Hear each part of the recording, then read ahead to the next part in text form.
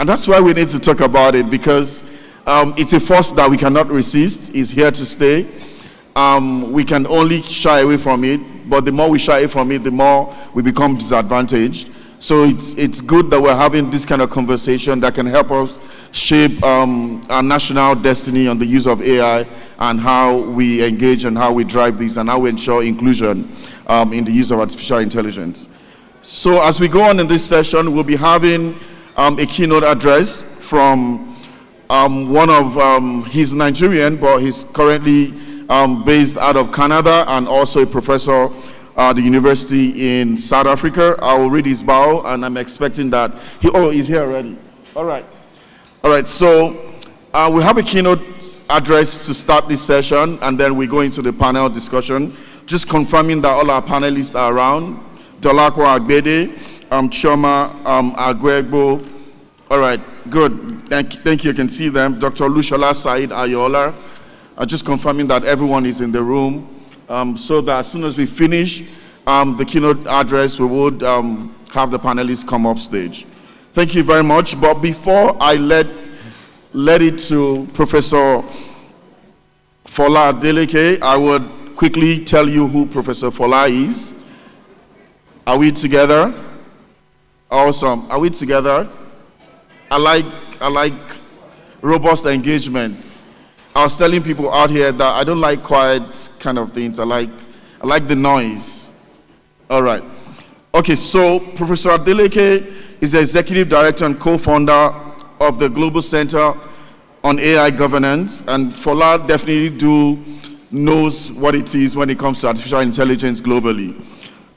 He leads the Knowledge Hub for the African Observatory on Responsible AI, ensuring countries all around the world, over 60 countries plus, are able to implement AI systems responsibly as a government and as a people.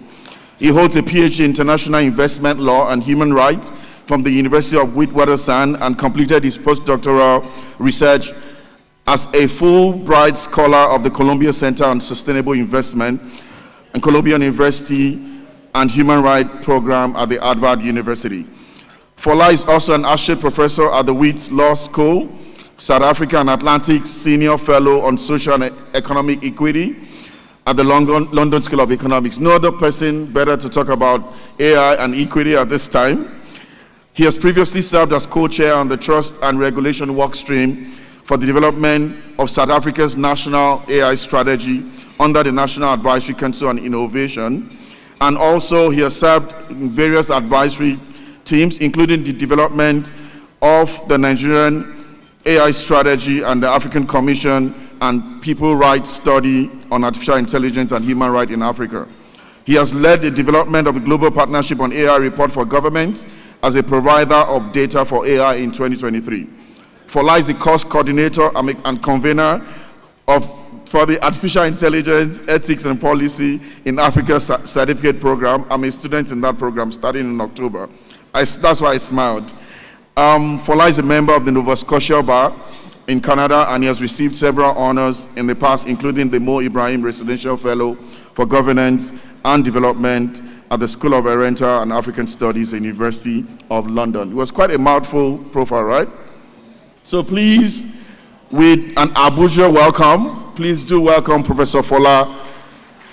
Wait. That's not an Abuja welcome. That's not a Nigerian welcome. Fola hasn't been to Nigeria in a while. With a Nigerian welcome, please do welcome Professor Fola Adeleke. Put your hands together, please. Thank you. All right, over to you, Prof.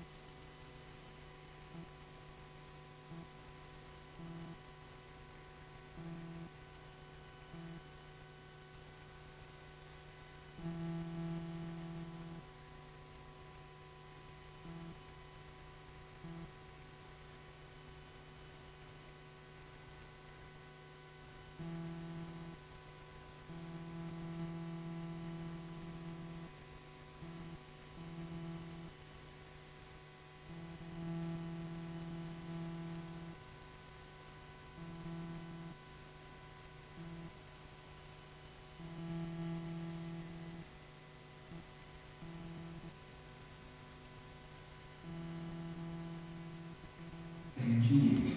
Innovative AI is being used to develop a global language voice-based chatbots with daily transaction reporting and financial decision-making for things like traders, artisans, women, business owners, and sustainable finance in Nigeria.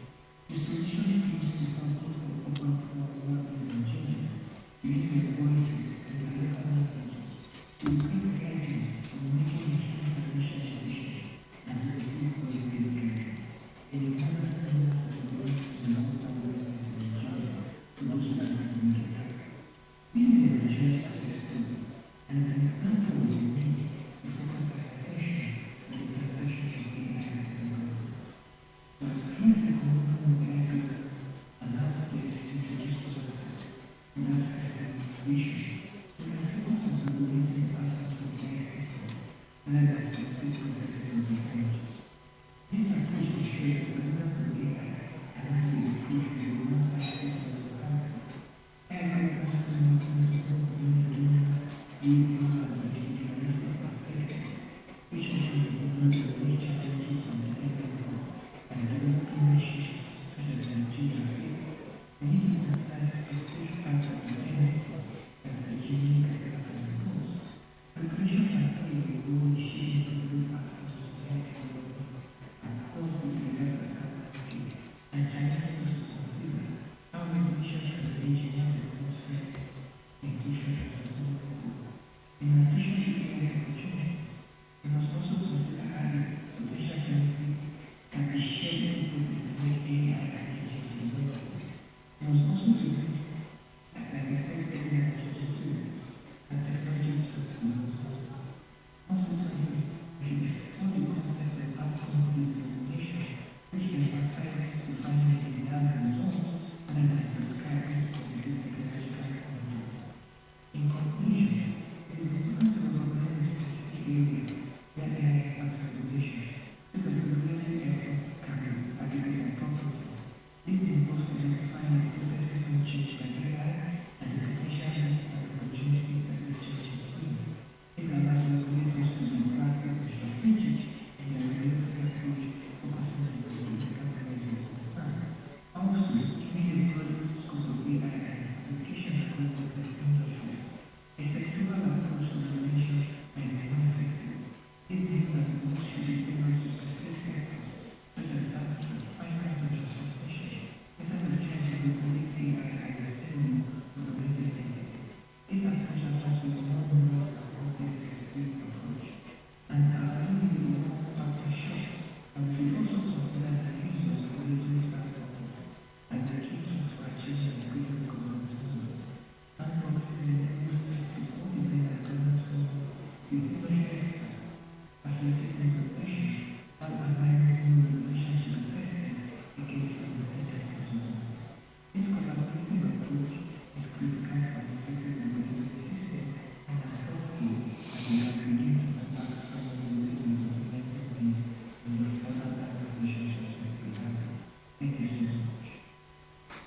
Put your hands together for Professor Fola Adeleke for the opening and setting the stage for this conversation. We all know that Nigeria is currently undergoing what we refer to as a digital transformation. If you do not know by now, I'm sure many of you are being forced to use apps to make your transactions. Many of you are being forced to use USSD codes, star 55, whatever it is. And that's all part of this digital transformation. And this gives us opportunity to deepen inclusive governance and accelerate development. There are a lot of innovations right now around digital identity, financial inclusion, e-government services. All of these are geared towards reshaping how we thrive as a nation. However, there are a lot of systemic challenges within the context of this innovation. And these systemic challenges oftentimes exclude women, oftentimes exclude young people and people with disabilities and people in rural populations. We face all these barriers in digital access every day, but it hasn't stopped the evolution of this innovation and the use of digital technologies around the world. That means that we need to have a conversation of how do we ensure that everyone is included, in this. An example is what Dr. Fola, Professor Fola had highlighted. All of these platforms that we rely on and we use are considered to be literate-based platforms, and eliminating the fact that literacy can actually be in Yoruba, Hausa, or Igbo. Is anyone with me in the room? Yes, so this conversation we're about to have with our esteemed panelists would help us see how, as Nigerians, we can drive AI systems that are fair, that are trustworthy, that are aligned with our national equity-focused goals, supporting gender-responsive policies, and amplifying the underrepresented voices in governance and development. So on this note, I would like to invite our panelists to join upstage. I'm sorry I wouldn't go through all their profile, but you can always read it up on the agenda. And also, just before we go into that, I'd like to say thank you again to Professor Fola Adeleke. Put your hands together. It's quite early where he is. I'm sure he's woken up as early as 7, 8 a.m. To take this session. So thank you once again, Professor Fola. We will go into the panel discussion. I'd like to invite upstage, in no particular order, the founder and lead consultant of Wheelway Paradigm, Dolapo Agbede. Put your hands together as she comes forward. Put your hands together. You know, the problem is that we speak too much of this. I don't tell him, I say, me, I'll be street. Make we clap. Can we put your hands together for Dolapo as she comes forward? All right, thank you very much. All right, the next is the Executive Director of TechR Nigeria, TechR NG, Chioma Agwegbo. Please put your hands together as we welcome Chioma upstage. Chioma, our representative, TechR Nigeria. All right, while we wait for Chioma to join us, I would also like to welcome the founder and CEO of Robotics and Artificial Intelligence Nigeria, RAIN, Dr. Olushola Ayola, to join us upstage. Please put your hands together. It's only people on this side that are clapping. Chioma, all right, thank you. All right, that was your clap, Chioma. All right, welcome again, founder and CEO of Robotics and Artificial Intelligence Nigeria, Dr. Olushola Ayola. Okay, what's Dr. Olushola? All right. All right. The last but not the least would be to welcome one of our very own, the lead of gender in PIC, Policy Innovation Center, Adekemi Omole. Please put your hands together as she comes up stage. All right, while we wait for Dr. Olushola, we would start the session, and I'll be glad to join them and take a couple of the questions. All right, while we go through this, we also want you to be able to engage. If you have questions, I'm sure a lot of us do have concerns about AI, artificial intelligence. I think he wants you. No, she's the moderator. Yeah, I'll come in. All right, so if you have questions, please do get them ready. We will give opportunities for questions at intervals, so feel free to join us with your question as we go on. Thank you.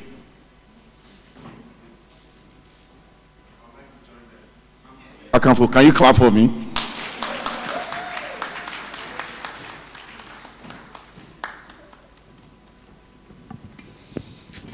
All right, thank you very much for joining us today.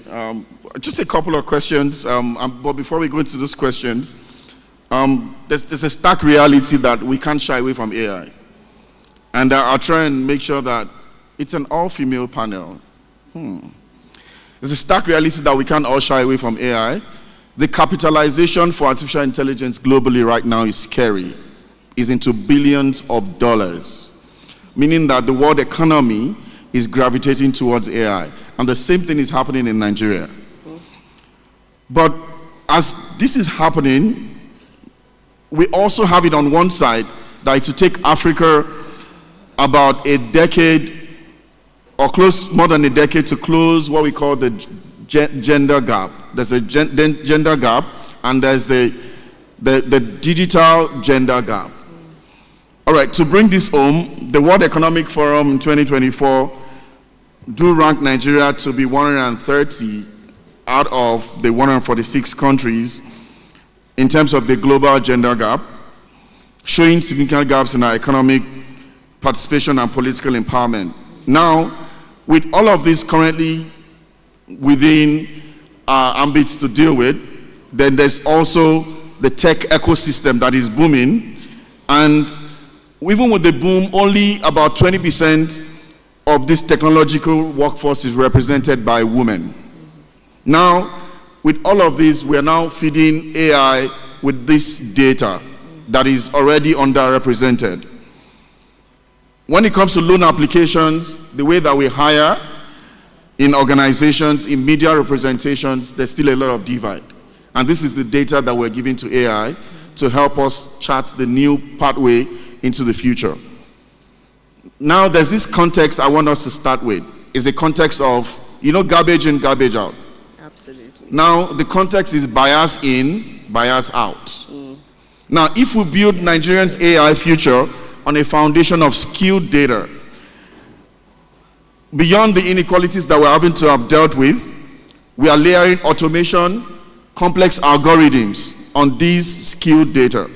And I'd like these panelists to help us today. In no particular order, I'll start with Chima. And this is my first question. How can we make sure that the AI systems that we are designing are designed to integrate gender equity and civic inclusion from the inception? Chima, over to you. Thank you, and good afternoon, everybody. It's a bit of a tough question because we see AI as a magic bullet that will solve all our problems. My favorite example is INEC saying we will put in AI as if AI solves the trust problem or solves the trust deficit.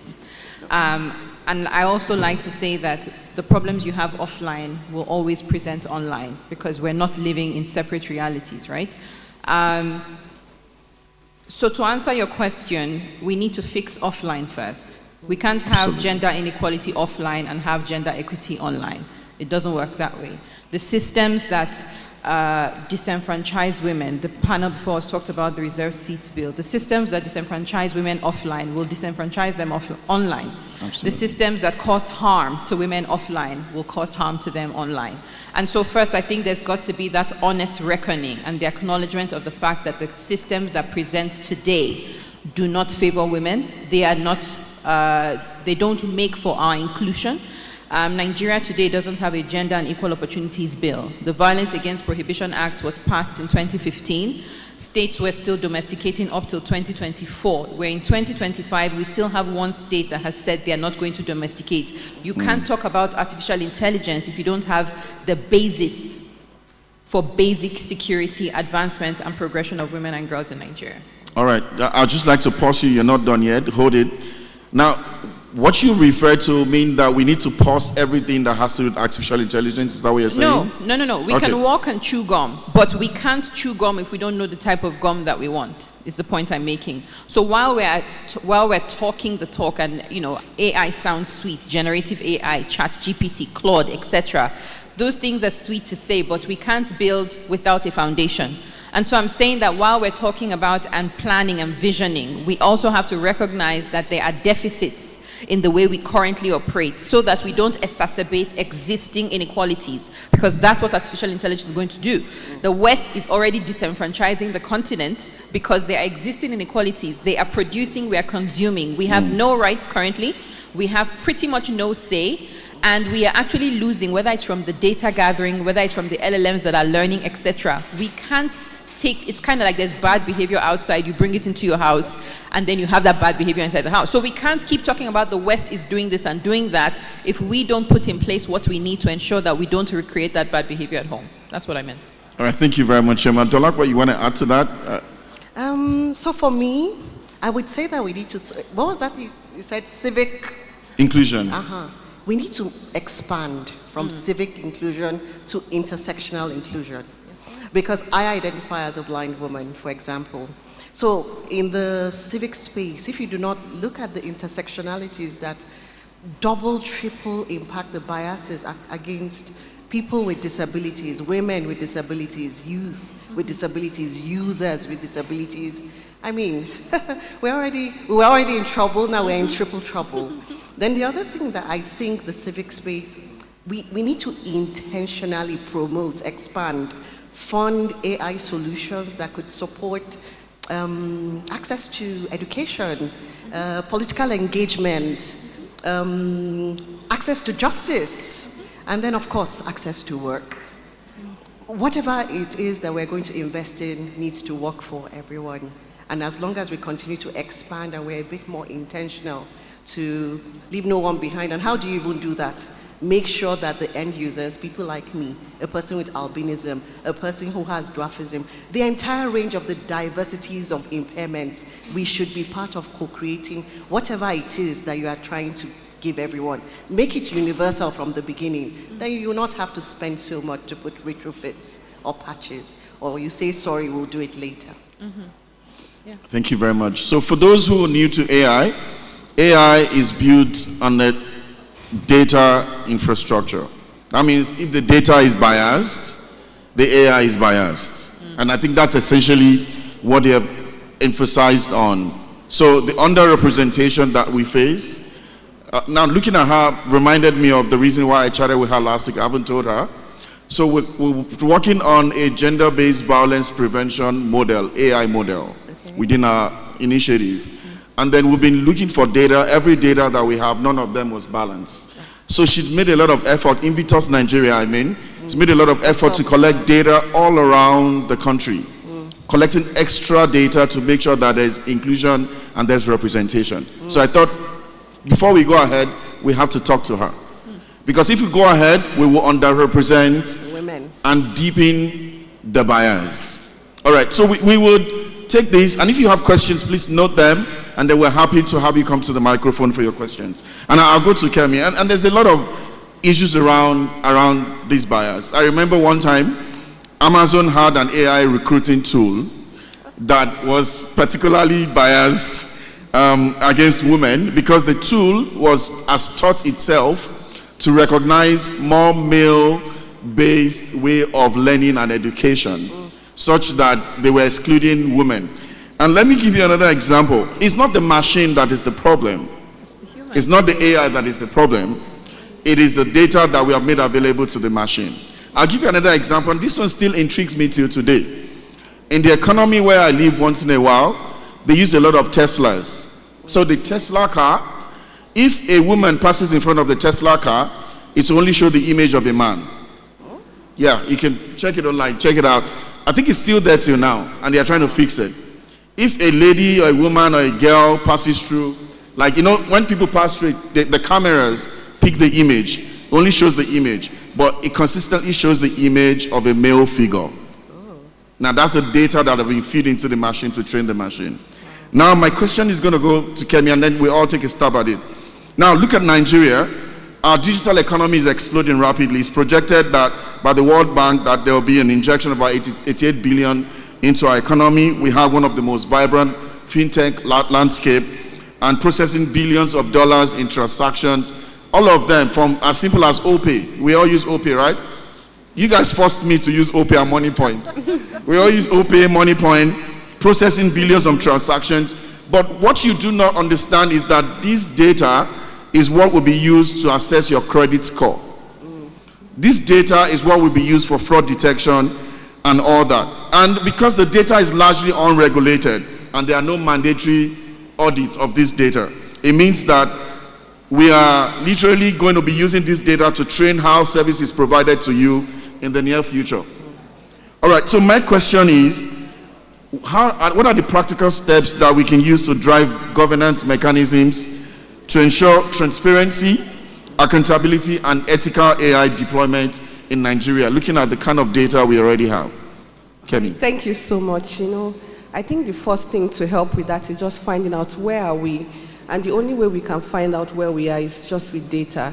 So my recommendation would be to first start off with doing an intersectional gender analysis of the kind of AI products that have been developed, to understand, are they really meeting the needs of men, of women, of girls, of boys, of persons with disability, of different ethnic communities, and also to do some form of maybe a systematic review, a meta-analysis to find out, okay, the frameworks that are available. I don't think there is any AI-related framework, but the frameworks that are available, how inclusive are they? So for example, in terms of Africa or globally, a systematic review was done, and they found out that of all the AI frameworks available, there was really nothing around gender.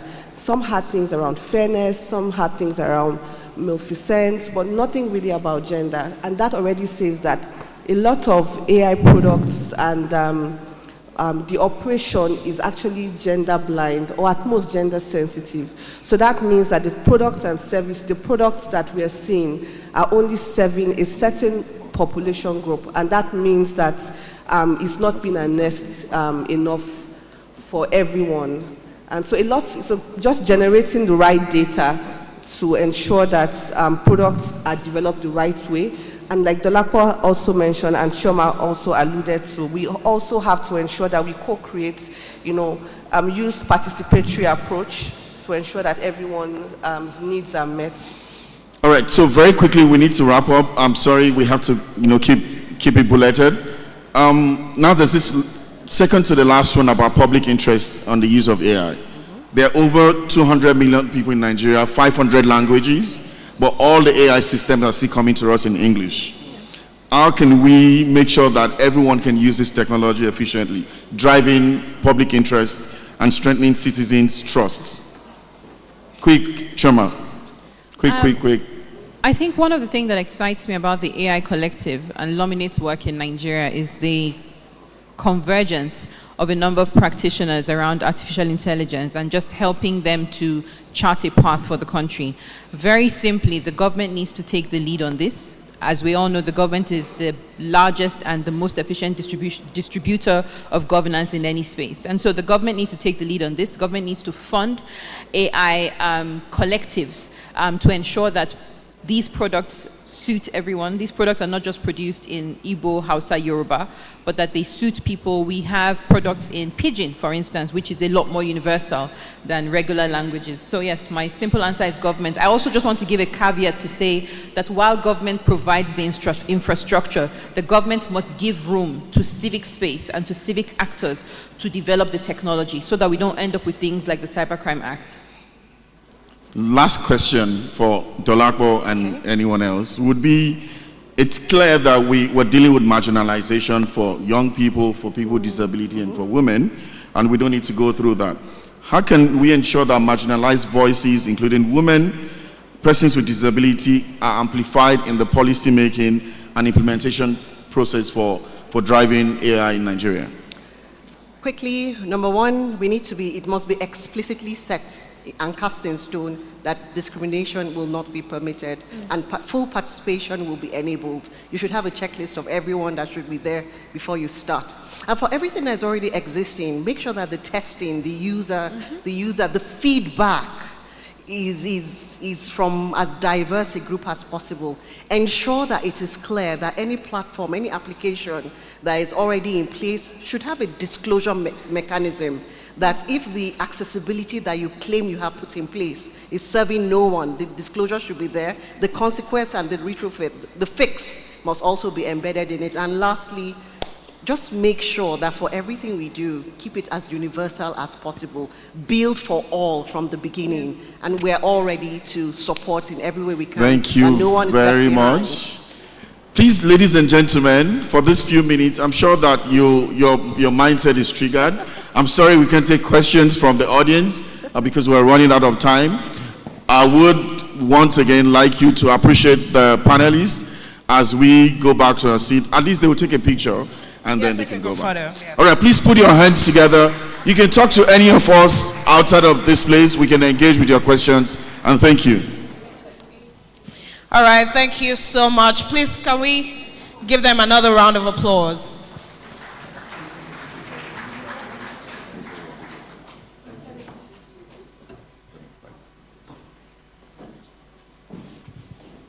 All right, while they're taking the group photo, I'd like to invite Mr. Adeboye Adegoke from Luminate to give a special remark. Please, can we put our hands together for him as he comes? Oh, he's joining the picture. Oh, okay. He needs to be in the picture. Oh, okay. Nice. Oh, interesting. Okay. In the center. Sorry, that's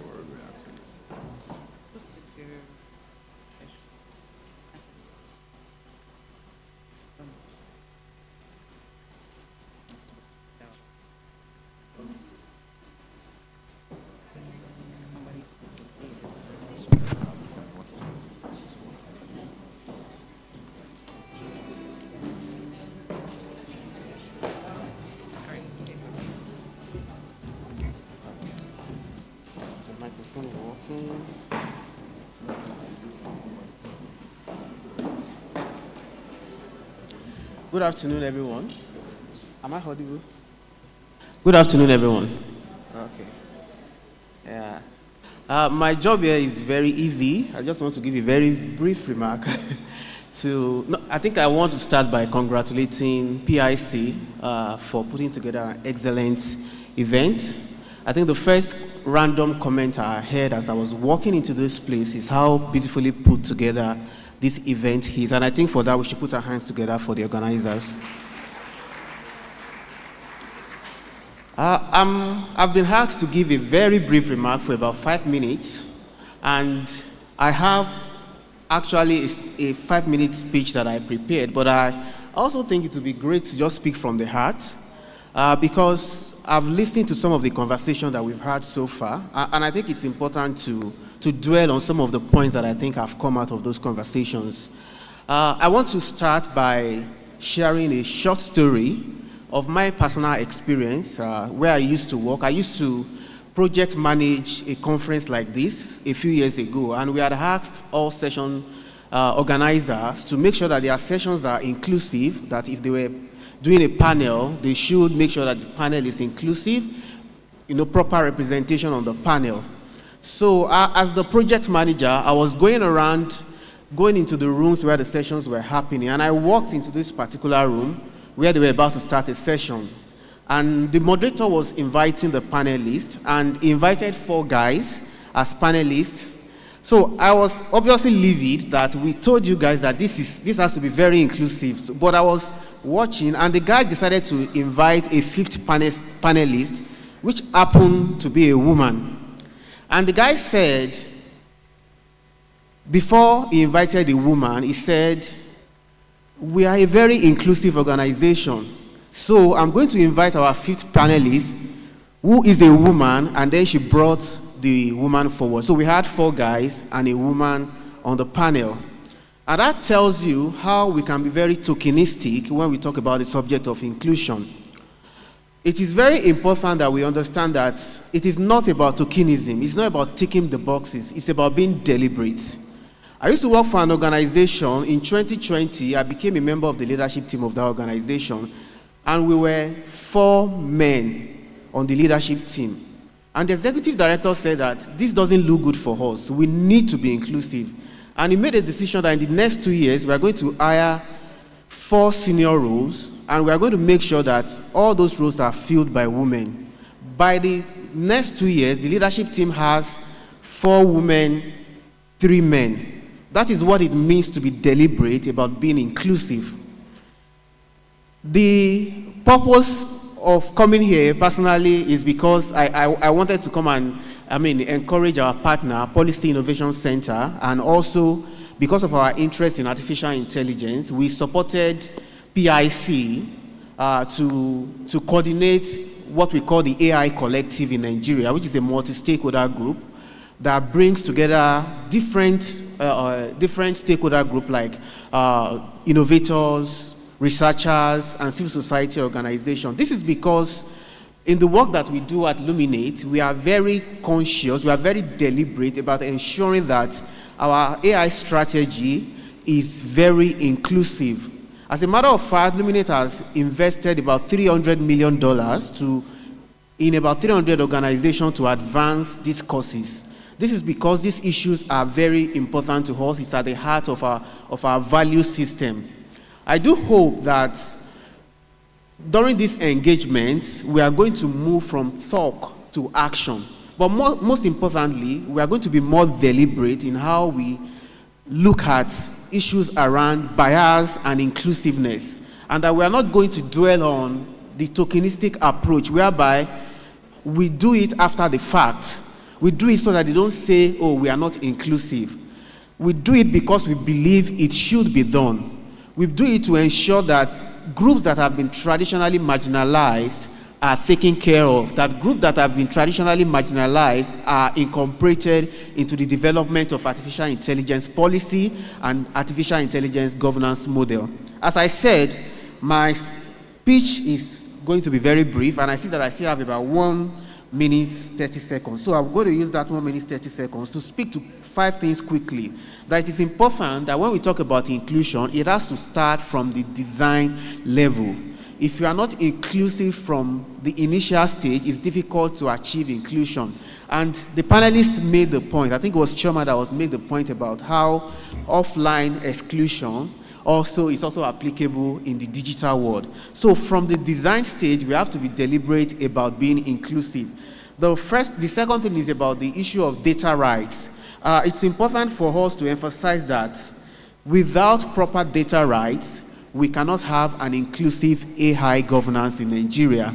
Nigeria has a data protection law, we have a data protection commission, but those institutions have to rise up to the occasion and ensure that these rights are enforceable. I think the third thing is that we have to be very transparent. Transparency allows us to assess how well we are doing from the beginning and along the journey. Number 4 is independent oversight. Any system that cannot be independently verified would definitely be biased, and we continue to prolong and continue to extend the exclusion that we talk about. And finally, we need public interest benchmarks. An AI that is open and where possible, that can be aligned to equity outcomes. If AI is not open, it can never be aligned to equity outcomes. That will be my final point, and I see that I'm also out of time. Thank you very much for listening. Thank you very much. Please, can we put our hands together for him? Oops, okay. Whew, okay. It's like the third time that's happening now. I'll be more careful. All right. Right now, we are going into a very interesting aspect of this. It's the innovation pitch time. I'm especially excited to hear about all of the interesting things that people have been doing that they're going to pitch to us this afternoon. So to lead us for this next plenary on innovation for social impact, harnessing solutions for health, agric, and nutrition. This is a pitch session. I'm going to invite Mr. Akinwumi Akinola, Behavioral Insight Lead at Policy Innovation Center. Please put your hands together for him as he comes. Thank you. Thank you, ladies and gentlemen. It's an honor to be here. My name is Akinwumi Akinola. I lead the Behavioral Innovation Lab within the Policy Innovation Center. In the build-up to this summit, we ran an innovation challenge with the aim of selecting the top innovators in agriculture, in health, and also in nutrition. So far, we received more than 400 entries within 1 week. That lends credence to the fact that there is appetite and demand for that. And because as an innovation lab, part of our responsibility is to be able to catalyze growth and impact in that area, and also provide platforms for them to receive all the support and collaboration they could get, we decided to do this pitchathon. And so we have some 6 finalists who will be presenting this afternoon. We have 6 innovators who will be presenting this afternoon, and they are at various stages in their innovation phase. But before I introduce them, we have some esteemed judges who will be helping us to decide and rank the performance or best fit of these innovations. And so I would like to recognize some of our members of our jury. I will start with the Director of World Intellectual Property Organization, WIPO,